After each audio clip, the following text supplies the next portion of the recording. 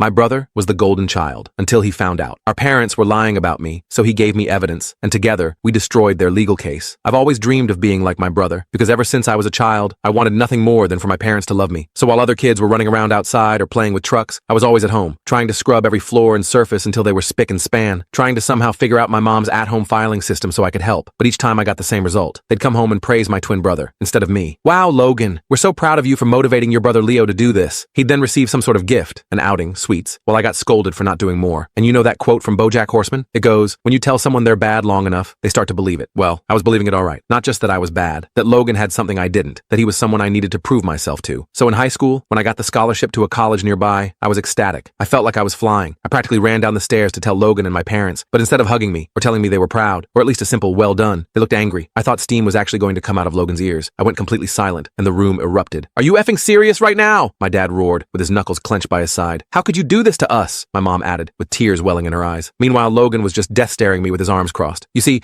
Logan had applied to the same one, and since I was the one to get it, my parents actually believed that I had stolen it from him. I sneakily wiped the tears from my eyes so they wouldn't see how upset I was. They continued shouting at me, so I just walked up to my room. I left the door slightly open to eavesdrop. They unanimously agreed that I must have plagiarized or cheated, that there was no other explanation for why I would get in, and Logan wouldn't. "We don't raise cheaters in this house." There was so much anger and hate in my dad's voice that I was actually scared. After that, they started whispering to each other, but I had heard enough and ended up going to bed early, or trying to, at least, because the guilt kept me awake. I thought back to all the hours I put into studying, and all the hours Logan put into partying, how I should have convinced him to work, how I could have helped him make better decisions. My heart broke, and in that moment, I felt like the worst brother to ever exist. I regretted ever applying, but my decision was about to be reversed, because after a few days of receiving the silent treatment at home, my guidance counselor pulled me in for a meeting. She told me she was ashamed of me, and she wished she never helped me. I didn't even know what she was talking about, and I was already crying. But then she explained. Apparently, they had received a formal plagiarism complaint, with screenshots of documents that made it clear my work was someone else's. I started seeing the room with tunnel vision. I could hear my heartbeat all around my body. I was like a deer in headlights. She just looked at me with disgust. I sighed and walked out. I was done. Yes, I felt guilty, but I still earned that opportunity, right? And that's when I got the notification. It was from my dad, telling me not to come home. Cool. So I walked to my godfather's house, feeling a mixture of shame and anger. I expected to be somewhat uplifted, but when my godfather Jack opened the door, my heart completely sunk, because he gave me a huge smile, and I realized it was the first genuine smile I'd received in years. So I couldn't help myself. I cried into his shoulder. He brought me inside, and I told him everything. Parents, Logan, college. He didn't say much, just nodded. I was just happy to have someone to listen to me. That day was so exhausting that I could barely stay awake anymore, and I ended up falling asleep soon after. When I woke up, it was pitch black outside, and the house was quiet. My phone was dead, and I wanted to know what time it was. So I crept upstairs to use Jack's phone while he slept. It automatically unlocked, and I saw he had been in contact with my parents. So, like any respectful 17-year-old boy, I read their conversation. Well, before I opened up, Jack had no idea what my parents were up to. He just knew that I was coming. But my parents had lied and said I was going through a rough patch. And after I told him the truth, it was clear he was angry. Because his texts were, well, let's just say they were very unfriendly. But as I kept reading, I couldn't help but smile. Because it was the first time someone had ever stood up for me before. And I didn't know it at the time, but Jack was going to do a lot more than send some angry texts. The next morning, Jack made breakfast like nothing happened, but there was this determined look in his eyes. "Leo, I think I know what happened with your scholarship," he said casually, sliding me some pancakes. "And we're going to fix it." I nearly choked on my orange juice. "How?" "Well, for starters, I called my buddy at Hampton's admissions office. They're reviewing the plagiarism claim, but more importantly, he sat down across from me. "I think we need to talk about the bigger issue here. Your parents and Logan." That's when Jack told me something that changed everything. Apparently,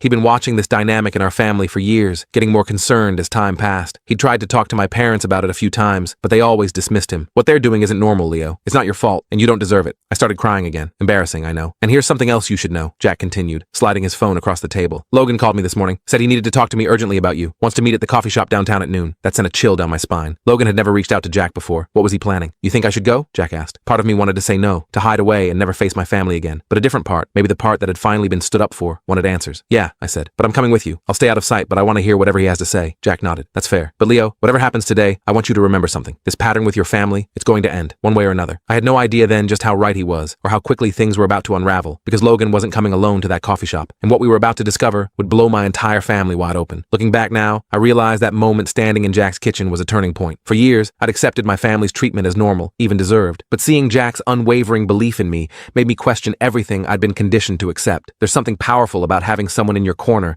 when you've been alone for so long. As Jack and I prepared for the meeting with Logan, I couldn't help but wonder what my twin wanted. Had he come to apologize? To threaten me further? I tried to imagine various scenarios, but nothing could have prepared me for what actually happened. The scholarship drama was merely the tip of a very deep, very dark iceberg that had been lurking beneath the surface of our family dynamics for years. I've learned that sometimes the hardest truth to accept isn't about others' betrayal, but about how long you've let yourself be diminished. That day at the coffee shop would change everything, not just about my scholarship, but about how I saw myself and my place in the world. Jack didn't just offer me shelter that rainy night. He gave me something I'd never had had before, the courage to stand up for myself and demand the respect I deserved. I got to the coffee shop 15 minutes early and positioned myself at a corner table where I could see Logan arrive, but he wouldn't immediately notice me. Jack sat closer to the entrance, nursing an Americano, like this was just a casual meeting and not potentially the most stressful conversation of my life. My hands wouldn't stop shaking. I hadn't seen Logan since that night at dinner when everything blew up. I kept my hoodie up and tried to look like I was just some random guy focusing on his laptop. Logan showed up exactly at noon, always punctual when it came to his own schedule, not so much when other people were waiting on him. He scanned the shop, spotted Jack, and walked over with this weird, nervous energy I wasn't used to seeing from my usually confident twin. "Thanks for meeting me," Logan said. He kept looking around like he was afraid someone might see him. I couldn't hear their entire conversation from my position, but I could see Logan's face clearly. He looked stressed, worried. It wasn't the smug expression I was expecting. Jack nodded a lot, occasionally glancing in my direction. After about 10 minutes, Jack got up and headed toward the bathroom, which was our signal. As he passed my table, he dropped a napkin with something scribbled on it. "He wants to talk to you. Says it's important. Your call." My heart was pounding so hard I thought other customers might hear it. I took a deep breath, closed my laptop, and walked over to Logan's table. His eyes went wide when he saw me. "Leo, what the hell?" "Jack told me you wanted to talk," I said, sliding into the chair across from him. "So talk." Logan looked around again, then leaned forward. "You need to drop this whole thing. Just admit you cheated, apologize to mom and dad, and move on." I stared at him. "Seriously? That's why you wanted to meet? To tell me to confess to something I didn't do? Look, I know you think you're being screwed over, but..." He lowered his voice. "It's better this way. Hampton was always my thing. You knew that." "Your thing? I didn't even know you were applying until after I got in." Logan's face flushed. "That's not true. I told everyone I was applying there since freshman year." I thought back, trying to remember if he'd ever mentioned it. Maybe at a family dinner I wasn't invited to, or when I was studying upstairs. But no, this was just another example of the Logan-centered universe my family lived in. Apparently I was supposed to automatically know his plans and adjust mine accordingly. "I worked my ass off for that scholarship," I said, keeping my voice low but intense. "I earned it fair and square, and someone, probably you, submitted fake evidence to get it taken away from me." Logan's eyes darted away. "Bingo. It was you, wasn't it?" I pressed. "Not exactly," he muttered. "Dad helped. I felt like I'd been punched in the stomach. I mean, I'd suspected, but hearing it confirmed was different. My own father had sabotaged my future." Jack returned from the bathroom and sat next to me, placing a protective hand on my shoulder. "This family discussion now includes me," Jack said firmly, "and I'm very interested in what you just told Leo about your father's involvement in this plagiarism accusation." Logan's face went pale. Let me be very clear," Jack continued. "What your parents have done, what you've participated in, is wrong on multiple levels. It's emotional abuse, academic fraud, and potentially illegal." Logan's eyes widened. "Illegal? Come on, it's just family stuff. Falsifying evidence to revoke a scholarship?" Jack raised an eyebrow. "That crosses several lines." I watched my twin brother squirm uncomfortably. He wasn't used to being challenged. He looked like a little kid caught stealing cookies, not the golden child who could do no wrong. "What exactly did Dad do?" I asked. Logan sighed, deflating a little. "He took some of your earlier essays from the shared family computer and found similar papers online. Then he altered some dates and created fake screenshots." Jack's grip tightened on my shoulder. "And your mother? Was she involved too?" "She knew about it," Logan admitted. "But Dad did the actual, I felt numb. For years, I'd blamed myself for not being good enough. I'd tried to earn their love by being perfect. And all this time, they were actively working against me." "Why?" I asked, my voice cracking a little. "Why would you guys do this to me?" For the first time ever, I saw shame on Logan's face. Real shame, not the fake contrition he'd used to get out of trouble. "It wasn't supposed to go this far," he said. "When you got the scholarship instead of me, Dad was furious. Said you must have cheated somehow. I just went along with it. I always go along with it." "Go along with what exactly?" Jack asked. Logan looked between us, then down at his hands. "With the Leo thing." "The Leo thing?" I repeated.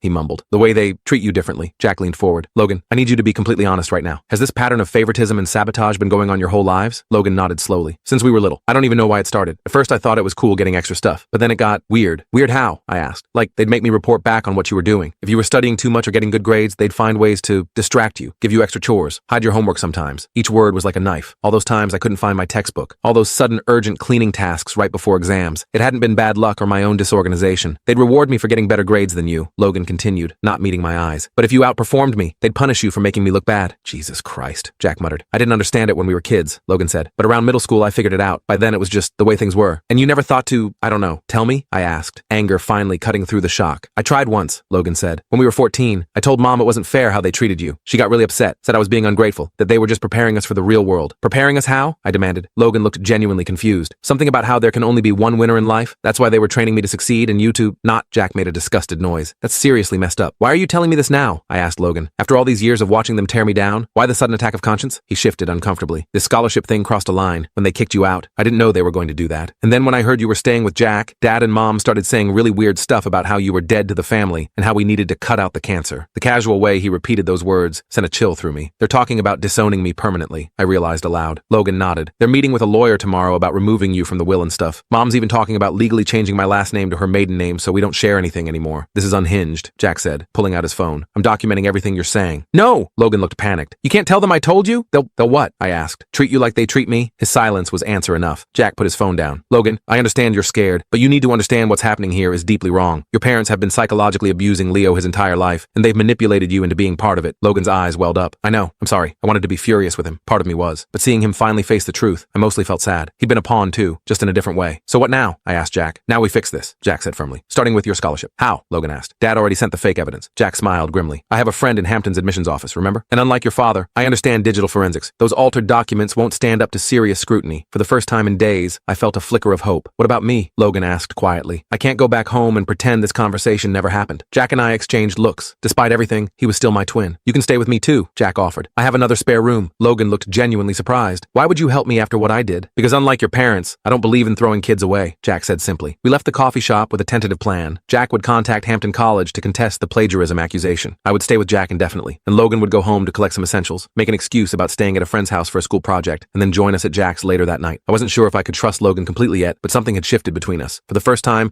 we were on the same side against our parents' twisted game. Back at Jack's place, I helped prepare the second guest room for Logan while Jack made some calls. I couldn't hear everything, but phrases like pattern of emotional abuse and legal documentation made it clear he wasn't just focusing on the scholarship issue. Around 8 p.m., my phone buzzed with a text from Logan. Dad's watching me pack, acting suspicious, might be delayed. An hour passed, then another. By 11 p.m., Logan still hadn't arrived. I tried texting him, but the messages showed as delivered but not read. Something's wrong, I told Jack. Give him until morning, Jack advised. Your parents might be keeping a close eye on him after your disappearing act. I tried to sleep, but kept checking my phone every few minutes. No messages from Logan. I even tried calling around 2 a.m., but it went straight to voicemail. By breakfast, I was convinced our parents had somehow found out about our meeting. We need to go check on him, I insisted to Jack over coffee. Jack looked conflicted. If we show up at your parents' house, it could make things worse. Or Logan could be in trouble for trying to help me, I countered. Before Jack could respond, his phone rang. He checked the caller ID, and his expression turned serious. It's Hampton College. I held my breath as Jack answered and spoke in professional tones. The call lasted about 10 minutes, with Jack mostly listening and occasionally asking clarifying questions. When he hung up, his face was unreadable. Well, I demanded. The good news is my friend convinced them to re-examine the plagiarism accusation, Jack said. The bad news is they found something else. My stomach dropped. What? Another application for the same scholarship, using your personal information but with different essays and recommendations. Submitted a day before the deadline. I was confused. I only submitted one application. Exactly, Jack said. Someone submitted a second one in your name, a much weaker one with obvious plagiarism issues. It was designed to invalidate your legitimate application. My parents, I whispered. It wasn't enough for them to accuse me after I got the scholarship. They'd tried to sabotage me before the decision was even made. The timing is suspicious, Jack agreed. But here's where it gets interesting. The fake application was submitted from an IP address associated with your high school, not your home. My mind raced. Logan. He must have done it from the school library. That would be my guess, Jack nodded. The good news is my friend is now aware of the situation and is documenting everything. They're going to review your original application on its merits alone. I should have felt relieved, but all I could think about was Logan. Had our parents figured out he was planning to defect to my side? Was that why he hadn't shown up last night? We need to check on Logan, I insisted again. After some back and forth, Jack agreed. We'd drive by the house to see if we could spot Logan or get him alone somehow. I was a bundle of nerves as we approached my neighborhood. What if my parents saw me? What if they called the police and accused me of trespassing? As we turned onto my street, I immediately noticed something strange. There was a moving truck in our driveway. What the hell? I muttered. Jack slowed the car, parking a few houses down. We watched as men carried boxes and furniture out of my childhood home and into the truck. Are they moving? I asked in disbelief. Jack frowned. Without telling you? That seems extreme even for them. We sat there for nearly an hour, watching the movers work. I spotted my mother directing them a few times,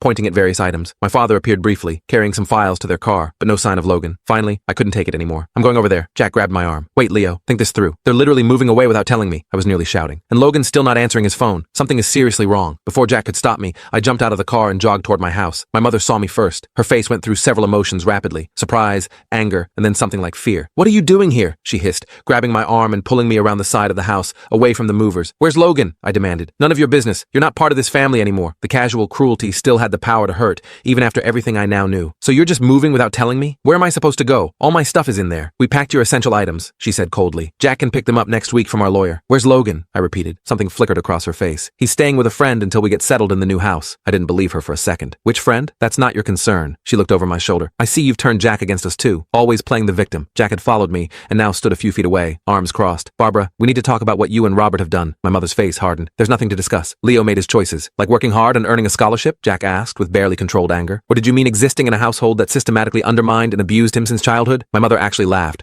a sharp, humorless sound. Is that what he told you? Poor Leo, always misunderstood. Did he tell you about the substances we found in his room? I was so shocked I couldn't speak for a moment. What substances? I've never done substances in my life. The devil's lettuce and capsules in your desk drawer, she said smoothly. The ones Logan found last month. We were trying to help you, get you into treatment quietly, but then you started acting out with this scholarship nonsense. My head was spinning. They were making up complete lies now, creating an entirely fictional version of me. Jack put a steadying hand on my shoulder. Barbara, this has gone far enough, he said firmly. We have documentation of the false plagiarism claims. We know about the fake application submitted in Leo's name. And now you're abandoning your 17-year-old son and making up substance accusations? My mother's confident facade cracked slightly. You have no proof of anything. Actually, we do, Jack replied. But right now, my concern is Logan. Where is he really? For the first time, my mother looked uncertain. He's fine. He's just just processing everything. Let me talk to him, I demanded. Just 5 minutes. That's not possible right now. My father chose that moment to come around the corner. When he saw me, his face contorted with rage. What is he doing here? Barbara, I told you to call the police if he showed up. Robert, Jack stepped forward. We're trying to have a civil conversation about what's happening here. My father pointed at Jack. You've always undermined our parenting. Always taken Leo's side. Well, now you've got him. He's your problem now. He's not a problem, Jack said evenly. He's a remarkable young man who deserves better than what you've done to him. My father's face turned an alarming shade of red. Get off my property before I call the police. Where's Logan? I asked again, refusing to be intimidated. Gone, my father shouted. He's gone where you can't poison him against us anymore. A chill ran through me. What does that mean? My mother grabbed my father's arm. Robert, don't. For a moment, none of us spoke. The movers continued working in the background, pretending not to notice the family drama unfolding. We've enrolled Logan in Westfield Academy, my mother finally said. He left yesterday. Westfield Academy, the boarding school 3 states away known for its strict disciplinary approach. The place parents sent troubled kids to straighten them out. You sent him to boarding school because he talked to me? I was incredulous. We sent him there because he needs structure, my father snapped. Away from your influence. Jack pulled out his phone. I'm calling Logan right now. His phone privileges have been suspended for the first month, my mother said smugly. School policy for new students? I couldn't believe what I was hearing. They'd essentially imprisoned Logan because he'd shown signs of breaking away from their control. This isn't over, Jack said, his voice deadly calm. You've made a series of very poor decisions that have legal consequences. Expect to hear from my attorney. He gently guided me away from my parents, back toward his car. I was too stunned to resist. They sent Logan away, I kept repeating as we drove off. Because of me. No, Jack corrected firmly. They sent Logan away because they're losing control of their narrative. This isn't your fault, Leo. None of it is. Back at Jack's house, we formulated a plan. Jack contacted a lawyer friend who specialized in family law. I wrote down everything I could remember about my parents' treatment over the years. The sabotage,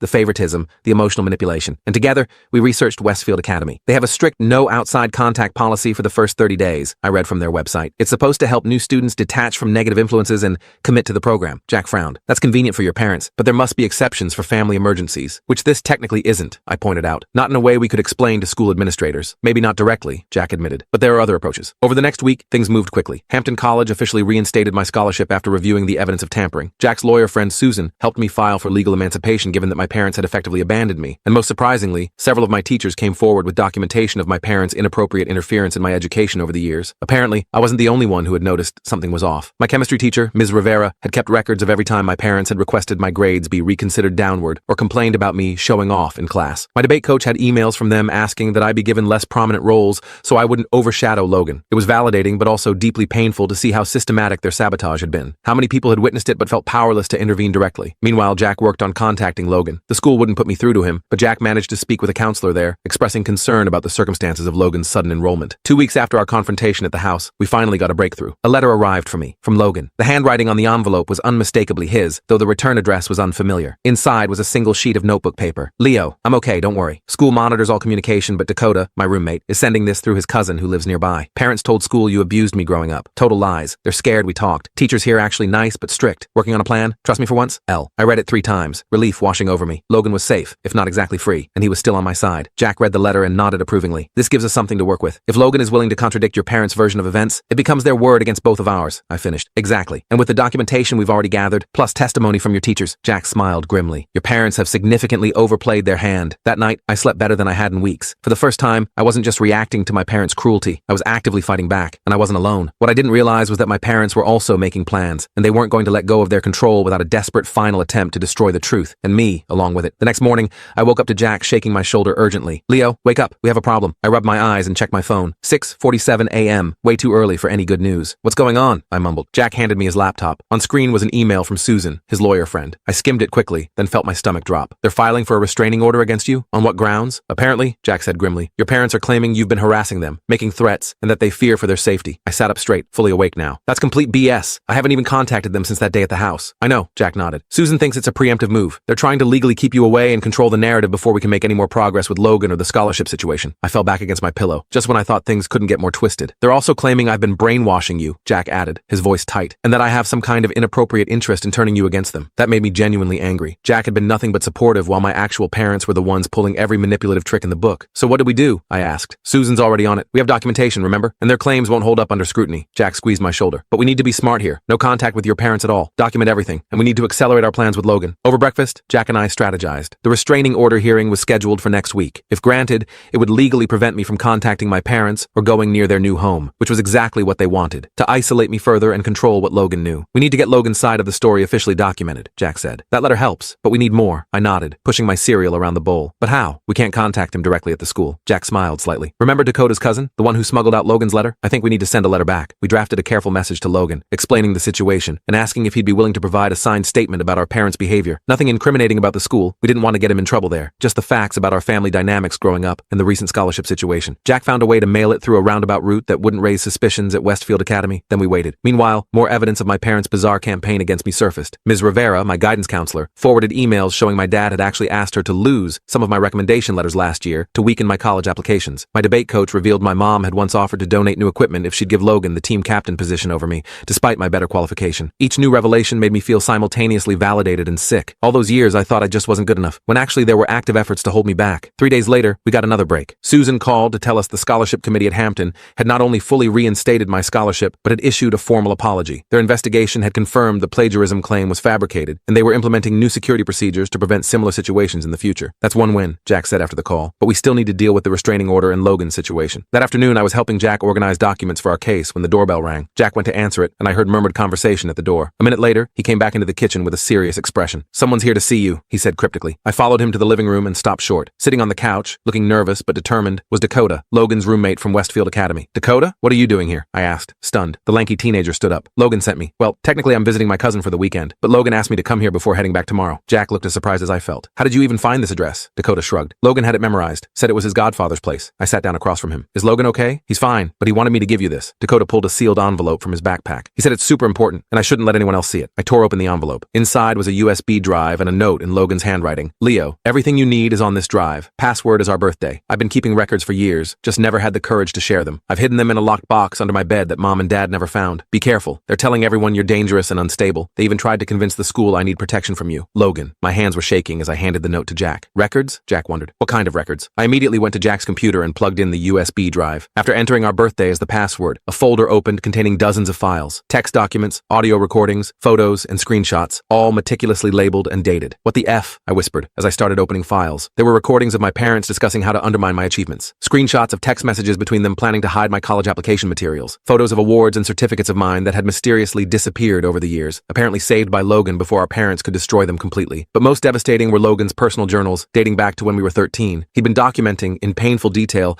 the pattern of favoritism and manipulation. How our parents would praise him in front of me while criticizing me behind closed doors. How they'd purposely set us against each other, rewarding Logan for outperforming me and punishing me for outshining him. I didn't want to believe it was intentional for a long time, Logan had written when we were 15. But today, I heard Dad tell Mom they needed to keep Leo in his place because families need a hierarchy. When Mom worried it might hurt Leo's feelings, Dad said, "Better he learns his place now than thinks he deserves more than he's worth later. I feel sick about it, but don't know what to do." Jack read over my shoulder, his face growing darker with each new file. "This is extensive," he said quietly. "Logan's been documenting this for years. Why didn't he ever tell me?" I asked, feeling a complicated mix of gratitude and betrayal. Dakota, who had been quietly waiting in the living room, spoke up. "He tried to explain it to me, said he was afraid of losing the only good thing in his life, your parents' approval. By the time he realized how messed up it was, he felt too guilty to come clean." Jack turned to Dakota. "Would you be willing to tell a judge what you've seen and heard at school about Logan's situation and what his parents have said?" Dakota hesitated. "I could get in trouble for leaving campus without proper permission." "We can work around that," Jack assured him. "Your cousin's visit is legitimate, right? We just need your statement, not for you to appear in court right now." After some discussion, Dakota agreed to provide a written statement. He confirmed that Logan had arrived at Westfield abruptly,